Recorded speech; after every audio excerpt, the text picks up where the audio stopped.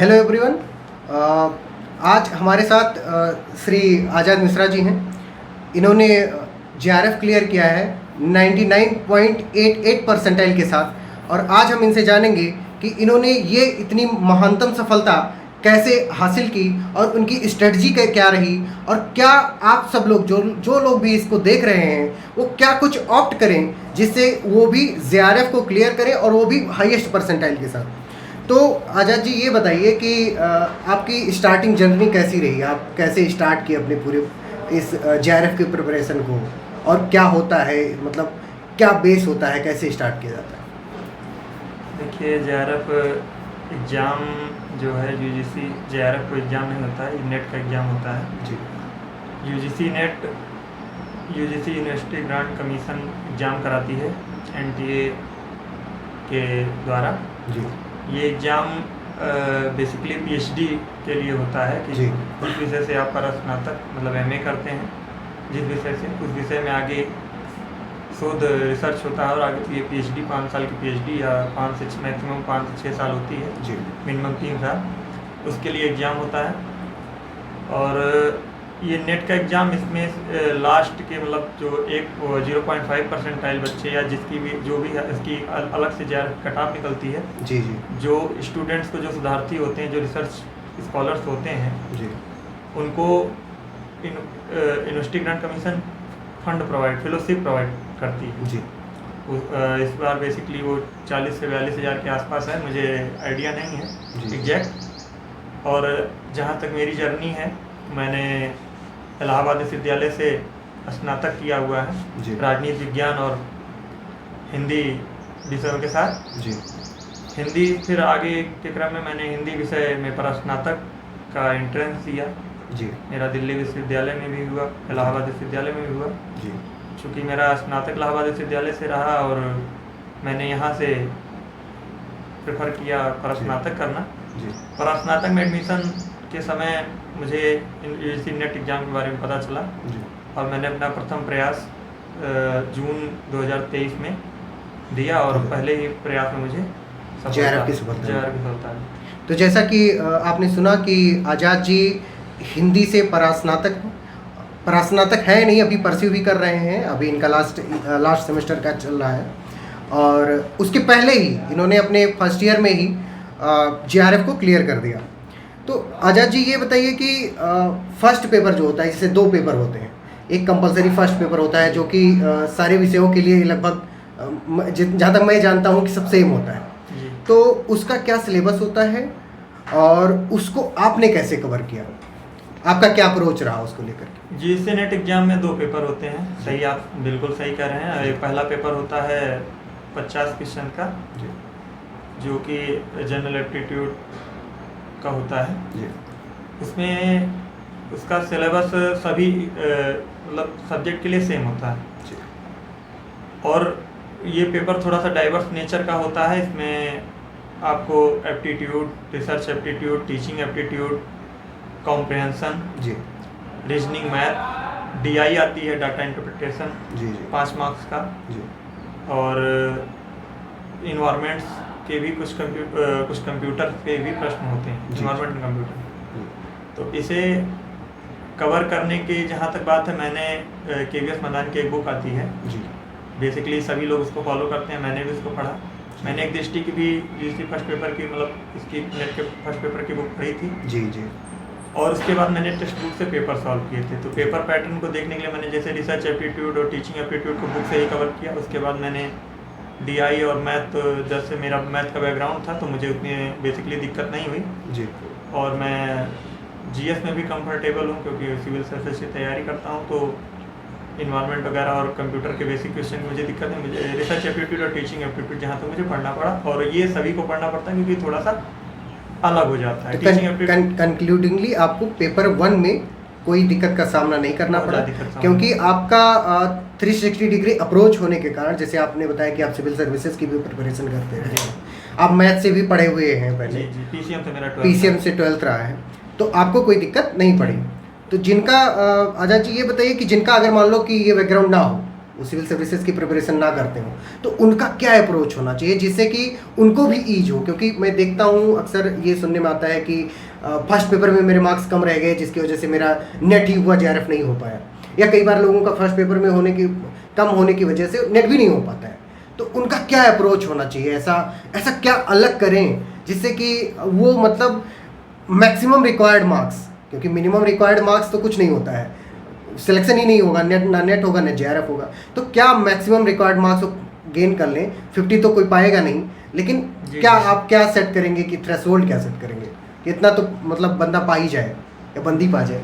जैसा कि आप सही कह रहे हैं कि जैसे कि मैं भी खुद PCM बैकग्राउंड, साइंस बैकग्राउंड से फिर ह्यूमैनिटीज़ के बैकग्राउंड में है, लेकिन कुछ छात्र ऐसे होते हैं जिन्हें दिक्कत का सामना करना पड़ता है, ह्यूमैनिटीज़ बैकग्राउंड शुरू से रहते हैं। और जैसा कि फर्स्ट पेपर का वेटेज आप सही कह रहे हैं, फर्स्ट पेपर का वेटेज काफ़ी अच्छा खासा है, क्योंकि सब्जेक्ट में आप एक सीमा तक ही मार्क्स गेन कर सकते हैं और उसका वेटेज है। तो मैं जैसे कि इसको तो कवर करने के लिए मैं बताना चाहूँगी, जैसे कुछ बुक तो है ही KVS मदान, और काफ़ी अच्छा दिया हुआ है उसमें प्रीवियस ईयर क्वेश्चन को आपको इग्नोर करके नहीं जाना है सभी एग्जाम के लिए। पहले आपको एक प्रीवियस ईयर क्वेश्चन का यूनिट वाइज एक प्रारूप तैयार करना है, और उसके बाद आप किसी एक यूट्यूब चैनल पे, काफ़ी चैनल्स हैं जैसे कि अनअकैडमी पे भरत कुमार का हो गया, कुछ एग्जाम्पल तौर पर बता रहा हूँ, तलवीर सिंह करके एक लोग पढ़ाते हैं, मतलब काफ़ी अच्छा है, तो आप कहीं से भी कवर कर सकते हैं। और मेहनत तो DI जैसे हो गई, आप 5 मार्क्स अगर आपकी DI हो रही तो एक भी तो आपकी हो जाएगी, 5 मार्क वो फिक्स होता है, बहुत ज़्यादा उसमें मेहनत की जरूरत नहीं है, लेकिन आपको अगर ह्यूमैनिटीज़ बैकग्राउंड से तो करना होगा। मैथ्स के जो सवाल होते हैं वो नॉर्मल ही रहते हैं, जैसे कि टाइम, हाइट एंड डिस्टेंस से हो गया, टाइम से हो गया, रीजनिंग के 2-3 सवाल रहते हैं, जैसे अल्फ़ाबेटिकल हो गए, नंबर सिस्टम का मैथ में, तो ये सब बेसिकली अर्थमेटिक्स से ही आते हैं, तो आप बहुत टफ नहीं होता, तो कवर कर सकते हैं यूट्यूब चैनल के द्वारा। जैसा कि आपने सुना कि आचार्य जी ने जैसे बताया कि जो फर्स्ट पेपर होता है उसके लिए PYQ एक गीता की तरह से होती है, बाइबल की नहीं कहूँगा, गीता की तरह से होती है, क्योंकि वो एक ऐसी चीज़ है जो कि आपको हर तरफ से मदद करेगी, आपको पेपर का पैटर्न समझने में मदद करेगी, आपको मार्क्स गेन करने में मदद करेगी, आपकी जो टेंशन होती है उस चीज़ को कि इसको कैसे टैकल करेंगे उस चीज़ में भी ईज करेगी वो। मतलब ओवरऑल आपकी पूरी जो JRF के फर्स्ट पेपर की लाइफ है उसी को ईज कर देगी, इसीलिए मैं इसको गीता की संज्ञा दूंगा PYQ को। और इसको सॉल्व करने के लिए, इसको पढ़ने के लिए आप जैसे सर ने बताया कि TS मदान को पढ़ सकते हैं, या KVS मदान को, या आप दृष्टि की जो बुक आती है वो पढ़ सकते हैं। लेकिन सबसे आसान तरीका और सबसे अच्छा तरीका जो सर ने सुझाया कि जिनका मैथमेटिक्स का बैकग्राउंड नहीं है या साइंस का बैकग्राउंड नहीं है, वो यूट्यूब का मदद ले सकते हैं, जिसमें सर ने कोई भरत कुमार करके का नाम लिया। अनअकैडमी मैंने उसको पढ़ा था थोड़ा बहुत, और तलवीर सिंह के भी आते हैं, मैंने उनको पढ़ा नहीं है, लेकिन काफ़ी लोग प्रेफर करते हैं। और आप लोग एक काम और भी कर सकते हैं, आप हमारे भी टेलीग्राम चैनल से जा करके कुछ PDFs डाउनलोड कर सकते हैं, जिनको अगर आप पढ़ेंगे तो आपका भला हो जाएगा जी। तो आजाद जी ये बताइए कि कितने मार्क्स तक लाए जा सकते हैं फर्स्ट पेपर में, और कितने लाने चाहिए, मतलब अगर आपको JRF क्लियर करना है तो? फर्स्ट पेपर देखिए, जहाँ तक इसकी बात है, लाने वाले तो मैक्सिमम 38-40 तक मार्क्स तक भी लाते हैं, लेकिन एक सामान्य विद्यार्थी इसमें 30 से 35 मार्क्स तक आराम से ला सकता है अगर वो अच्छा उसमें कर रहा है तो। जैसे कि मेरे भी 31 से 32 मार्क्स थे, जहाँ तो बेसिकली 31 ही थे, क्योंकि हमारा स्कोर परसेंटाइल में आता है, लेकिन एक गेस लग जाता है और आंसर की तो आती ही है। पर 30 मार्क्स अगर आप ला रहे हैं तो आपकी JRF की सिक्योरिटी बढ़ जाती है। जैसे कि मैं अपने ही सब्जेक्ट में बात करता हूं, क्योंकि हमारे साथी विद्यार्थी रहे जिनका 5 क्वेश्चन, 6 क्वेश्चन, 4 क्वेश्चन से अगर रह गया तो कहीं न कहीं उनका मार्क्स 22-24 तक वो फर्स्ट तो कहीं न कहीं देख के लग जाता है, और सब्जेक्ट पेपर में वो अच्छा कर रहे हैं और बराबर ही कर रहे हैं, 70-72 जा। लेकिन उसकी एक लिमिटेशन होती है, कहाँ तक कोई अच्छा कर देगा। सब्जेक्ट में एक लिमिट के बाद आप नहीं कर सकते हैं, और करना हो तो फिर चमत्कार कुछ भी हो सकता है, वो बात है, एक्सेप्शन है, जनरल रूल नहीं है। फर्स्ट पेपर का वेटेज है, और 30 से 35 मार्क्स आदमी, मतलब कोई भी छात्र, सामान्य छात्र गेन कर सकता है जी। अब आते हैं आजाद जी सब्जेक्ट पर, जो कि आपका सब्जेक्ट हिंदी रहा। हिंदी के सिलेबस को कैसे, मैं एक चीज़ इसमें कहा, 30-35 मार्क्स हम लोग लगातार बोल रहे हैं, 30-35 क्वेश्चन, क्योंकि 50 क्वेश्चन होते हैं, 30-35 क्वेश्चन मतलब एक क्वेश्चन 2 मार्क्स का होता है, 70 मार्क्स तक, यानी हमको क्वेश्चन को याद रखना है, मार्क्स नहीं। हमको 35 क्वेश्चंस को टारगेट करना है, ना कि 35 मार्क्स से। 35 मार्क्स अगर आप टारगेट करेंगे तो फिर बहुत ज़्यादा ही मतलब खराब हो जाएगा। तो जी आजाद जी, ये बताइए कि हिंदी का जो सिलेबस है वो कि बहुत बहुत विशाल है, मतलब एक तरह से ओशियन है, उसमें से मतलब ख़त्म ही नहीं, उसका कोई और छोर नहीं है। तो ये बताइए कि हिंदी का सिलेबस आपने कैसे कवर किया और इतने इंचेंटिंग मार्क्स आप लेकर के आए, कैसे किया आपने ऐसा? देखिए, हिंदी का सिलेबस काफ़ी बड़ा है, ये बिल्कुल सही बात है, और काफ़ी टेक्स्ट बुक्स हैं और सिलेबस इसका पूरा हिंदी साहित्य का इतिहास कवर करते। जैसा कि मैंने बताया कि मेरा स्नातक में हिंदी और राजनीति विज्ञान रहा था जी, तो कुछ हिंदी मेरा यहाँ से कवर हो गया था जी। और जब मैंने एंट्रेंस की तैयारी की तो क्या है, एंट्रेंस का मेरे समय में CUET PG का मैंने एंट्रेंस दिया था। जी। खैर DU उसमें इंक्लूड नहीं था, जामिया इंक्लूड नहीं था और इलाहाबाद विश्वविद्यालय इंक्लूड नहीं था। जी। इस तीनों का अलग था, लेकिन JNU और other university, Bhimrao Ambedkar university, other ऐसे यूनिवर्सिटी, इस BHU भी इंक्लूड था इसमें। जी।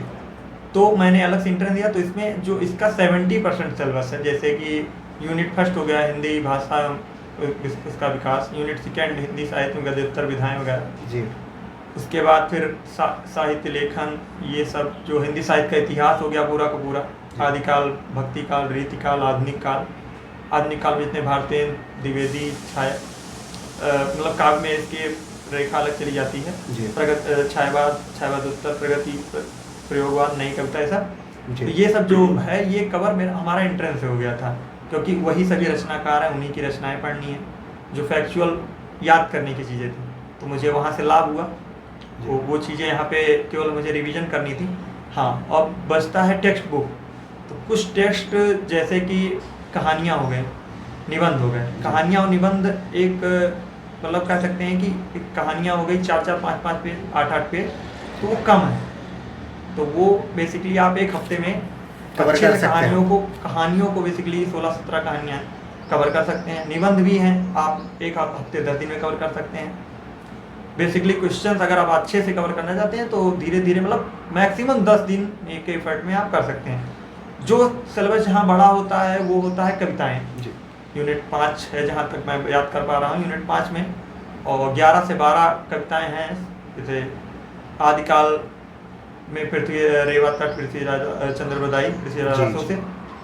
उसके बाद फिर भक्ति काल की हैं, सूरदास के हैं, कबीर के हैं, कबीर के दोहे वगैरह हैं, सूरदास के हैं, तुलसीदास के कुछ पद हैं, और उसके बाद फिर रीत काल में घनानंद के कवित्व लगा हुआ है। ऐसे बेसिकली जो भी है, तो ये सब कवर करना थोड़ा टफ इसलिए हो जाता है क्योंकि इससे डीपली जो काव्य होते हैं उनको आपको समझना पड़ता है, और उसमें डीपली प्रश्न वर्ड्स के उठा लिए जाते हैं कि फला वर्ड्स का क्या मीनिंग है, क्या मीनिंग है, और ये क्या कहना, लेखक इसमें क्या कहना चाह रहे हैं, जो भी कॉन्टेक्स्ट क्या है, कॉन्टेक्स्ट। तो ये थोड़ा टफ हो जाता है, ब्रॉड हो जाता है, तो इसमें आपको कम से कम 20 से 25 दिन देना पड़ेगा ये कवर की इंटीग्रिटी को समझने के लिए, उसमें इंटीग्रिटी को समझने के लिए। तो कविता वाले पोर्शन को अभी मैं पकड़ता हूँ। इसमें आपको क्या होगा, आपको पूरी कविताएं पढ़नी होंगी और उसको कहीं से भी आप पढ़िए, आपको उसकी व्याख्याएं। अब उसके लिए इग्नू के नोट्स आते हैं, और इग्नू के, हाँ, मैंने बेसिकली दृष्टि का ऑप्शनल कवर किया, तो मैंने दृष्टि के नोट्स को फॉलो किया। यूट्यूब चैनल्स भी अच्छे हैं, पश्चिमी एकेडमी नाम का एक चैनल है, वहाँ से भी कुछ, खैर वो बेसिक कवर करते हैं, लेकिन आप अच्छे से कवर करने के लिए उनको भी देखिए, और प्लस आपको भी पढ़ डालना पड़ेगा, तो कहीं नोट फॉलो करिए। अब बचता है उपन्यास, नाटक। उपन्यास के लिए आपको, मैंने पूरा उपन्यास टेक्स्ट पढ़ा हुआ था, टेक्स्ट पढ़ने के बाद मेरे पूरे टेक्स्ट थे और निकलवाया, मैंने उनको पढ़ा।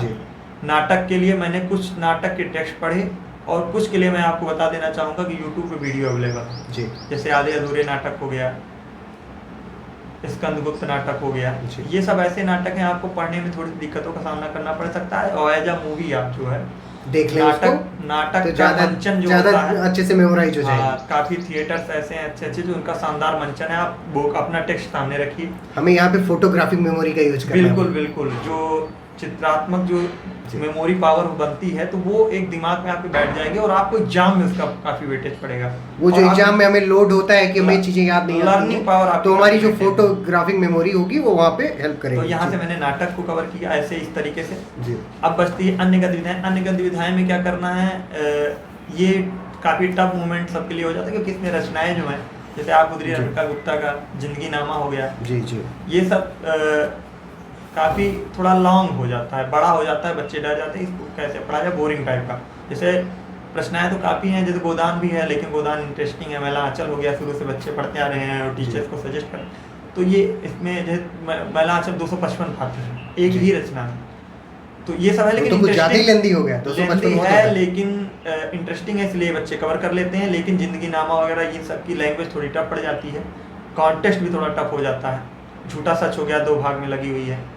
तो ये सब रचनाओं को पढ़ने के लिए आप जो है इसमें इसके लिए किसी यूट्यूब चैनल से आप उसके समरी देख सकते हैं, PIQs देख सकते हैं। अगर PIQ आपका कवर हो जा रहा है तो आप इस तरीके से भी कर सकते हैं। 2-3 जगह से आप अगर क्वेश्चन को टैकल कर ले रहे हैं, कुछ टीचर्स के नोट टेलीग्राम, जैसे आपने बताया आपका टेलीग्राम चैनल है, आप वहाँ पे PDF डाले हुए हैं, ऐसे कुछ टीचर्स हिंदी के लिए भी जो अच्छा वर्क कर रहे हैं, अनुराज हिंदी अकेडमी हो गया, जावेद के कुछ नोट्स वगैरह हमको हमारे सहपाठियों ने प्रोवाइड कराया था, तो हमने उससे भी कवर कर लिया था, तो मेरा हो गया।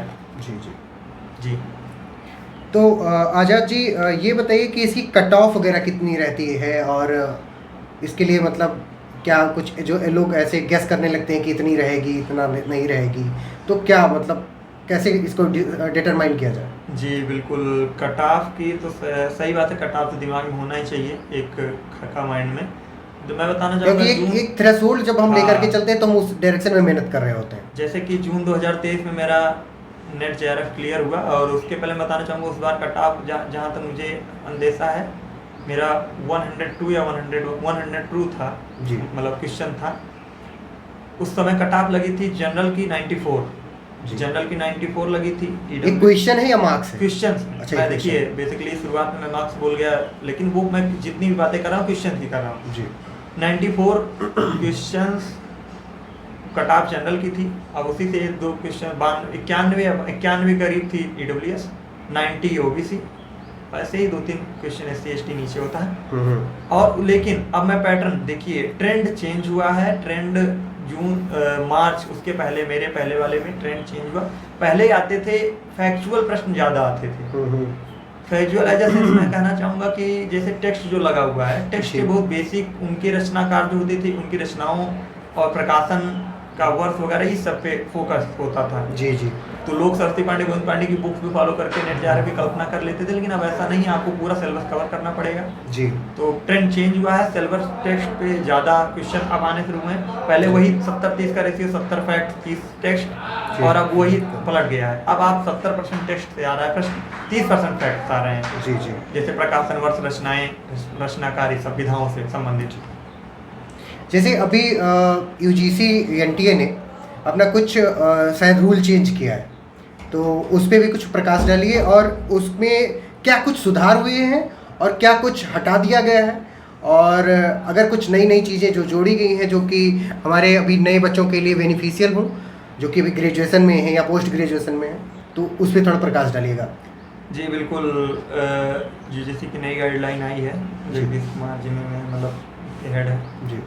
तो जहाँ तक मैं इसको समझ पाया, इसमें जैसे कि पहले अलग अलग यूनिवर्सिटी अपना अलग अलग एंट्रेंस टेस्ट करवाती जी।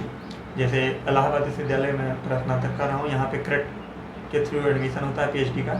BHU में RET होता है, और ऐसे ही DU का भी अपना, DU खैर इंटरव्यू बेस पे भी JRF का डायरेक्ट इंटरव्यू लेती थी। तो इनकी नई गाइडलाइन में ये है कि जो बच्चे JRF क्वालिफाई हैं उनका ये डायरेक्ट इंटरव्यू कंडक्ट कराएंगे, और JRF 3 ईयर की वैलिडिटी होती है।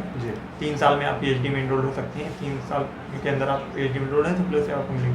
नई गाइडलाइन में ये है कि जो बच्चे नेट क्वालिफाई होते थे तो उनका नेट PhD के लिए उसी वर्ष का नेट क्वालिफाई होना चाहिए। पहले ऐसा ये चेंज रूल है, ये नेट क्वालिफाई हमेशा के लिए था। पहले हमेशा के लिए होता था, और अब 1 साल के लिए 1 साल की वैलिडिटी है जी। लेकिन अब इसमें एक फायदा बच्चों को हुआ है जिनका नेट कुछ मार्क्स पॉइंट से रुक गए हैं जी। उनका भी इंक्लूड, पहले डायरेक्ट क्या होता था क्रेडिट टेस्ट हो रहा है मान लीजिए जी, तो इसमें जिनका नेट नहीं है जी, वो जो पॉइंट से रुक रहे हैं उनका भी बराबर, और जो ज़्यादा मार्क्स से रुक रहे हैं वो भी बराबर। लेकिन अब वो जो नेट का स्कोर है वो उसको देखेंगे, नेट के स्कोर पे ही रैंकिंग तय की जाएगी और PhD का एडमिशन मिलेगा। मतलब जो सेपरेट यूनिवर्सिटी में एंट्रेंस टेस्ट होते थे परसेंटाइल स्कोर का वेटेज है, अगर आपका परसेंटाइल स्कोर 97 है और किसी का 92 है और दोनों लोग क्वालिफाई नेट नहीं है तो 97 वाले को वेटेज प्रेफरेंस दिया जाएगा। जी। और इसमें क्या कुछ यूजी वालों को भी इंक्लूड किया गया कि यूजी वाले भी नेट दे सकते हैं, ऐसा करके कुछ? ऐसा अभी तो फिलहाल नहीं है, लेकिन 4 ईयर का जो नई न्यू एनईपी 2020 आई है, मतलब न्यू एजुकेशन पॉलिसी 2020 की बात कर रहे हैं। न्यू एजुकेशन पॉलिसी अब 86 के बाद डायरेक्ट अभी आई है 2020 में, आफ्टर 36 ईयर्स। हाँ, तो इसमें ये सुधार हुआ कि 4 ईयर का ऐसा, लेकिन अभी मैं जहाँ तक मुझे मतलब जानकारी है कि ऐसा लागू है, लेकिन 4 ईयर का कोर्स अभी शायद यूनिवर्सिटीज ने शुरू नहीं किया है फिलहाल। इलाहाबाद विश्वविद्यालय तो नहीं ही शुरू किया है, लेकिन 4 ईयर का कोर्स अगर आप करते हैं तो उसमें पीजी इंक्लूड माना जाएगा और नेट के लिए आप एलिजिबल रहेंगे। अच्छा, मतलब उसमें आपको ये जरूरी नहीं कि आप पीजी करें तभी? लॉ वगैरह के कोर्स में पहले से ही एलएलबी का कॉन्सेप्ट आ ही चुका है, तो वो लोग उनकी मास्टर डिग्री से में इंक्लूड रहती है। सेम यही कॉन्सेप्ट यहाँ नहीं मास्टर डिग्री नहीं, उनकी दोनों इंटीग्रेटेड होती है, उनकी लॉ की डिग्री और ग्रेजुएशन की डिग्री, जिसे इंटीग्रेटेड कोर्स कहते हैं। बीए और एलएलबी से इंटीग्रेटेड कोर्स है, सेम उसी कॉन्सेप्ट पे ये ला रहे हैं। और लेकिन इसमें मास्टर डिग्री इंक्लूड है कि बीए प्लस एमए 4 ईयर का कर देंगे। मतलब इसमें अलग से फिर एमए करने की जरूरत नहीं होगी अगर आप 4 साल का यूजी या नहीं, आप पीएचडी डायरेक्ट एनरोल हो सकते हैं। मतलब आपने बीए किया और डायरेक्ट पीएचडी डायरेक्ट 4 ईयर, मतलब वो बीच का वो जो होता था कि वो खत्म, उसको खत्म करने का प्रयास किया गया है। बिल्कुल जी। तो जैसा कि आज़ाद जी ने बताया कि जो बच्चे अभी यूजी में और वो 4 ईयर वाला यूजी कर रहे हैं, या जो बच्चे लॉ के हैं वो 5 ईयर वाला बीए एलएलबी कर रहे हैं, 3 ईयर वाले एलएलबी की बात मैं नहीं कर रहा हूँ, जो इंटीग्रेटेड कोर्स कर रहे हैं आफ्टर 12th, तो वो अगर अपने 5th ईयर में यानी लास्ट सेमेस्टर में है या 9th सेमेस्टर में है, तो वो भी एलिजिबल हैं नेट जेआरएफ देने के लिए। और उनको डायरेक्ट क्या सर ऐसा है कि मतलब लॉ वालों को भी ऐसा कुछ किया जाएगा कि उनको भी एलएलएम नहीं करना पड़ेगा और डायरेक्ट पीएचडी के लिए? इस विषय में मुझे बहुत जानकारी भी नहीं है, क्योंकि बहुत से विश्वविद्यालयों ने ये अभी चीज़ें अप्रोच को शुरू नहीं किया है, लागू नहीं किया गया। एनईपी अभी बहुत हाल ही फिलहाल में, मतलब अभी काफ़ी विश्वविद्यालयों ने इसको लागू नहीं किया है, तो लेकिन है ऐसा मेंशन है। अच्छा, मतलब ऐसा किया जाने का मतलब किया गया है। और ये यूनिवर्सिटी वाइज वेरी करता है कि कौन इसको अडॉप्ट किया है कौन नहीं किया है। जी। तो मैं अपनी इस इंटरव्यू को आज़ाद सर के साथ ख़त्म करूँगा 2 लाइन के साथ कि मिटा दे अपनी हस्ती को अगर कुछ मर्तबा चाहे कि दाना खाक में मिलके गुले गुलजार होता है। और इसका मतलब ये है कि आपको अगर जेआरएफ निकालना है, कोई भी एग्ज़ाम निकालना है और यानी टॉपर बनना है, तो आपको अपने आप को पूरी तरह से झोंक देना होगा। झोंक इस कदर देना होगा कि आपको कुछ भी याद नहीं रहना चाहिए। मिटा दे अपनी हस्ती को अगर कुछ मर्तबा चाहे कि दाना खाक में मिलकर, लोगों को लगेगा कि ये तो ख़त्म हो गया, लेकिन दाना खाक में मिलके गुले गुलजार होता है। और आप गुलजार बन के निकलिए, आज़ाद सर की तरह से चमकिए, और आप भी नेट जेआरएफ में किसी दिन हमारे साथ बैठ करके इंटरव्यू दीजिए। Thank you so much, bye bye.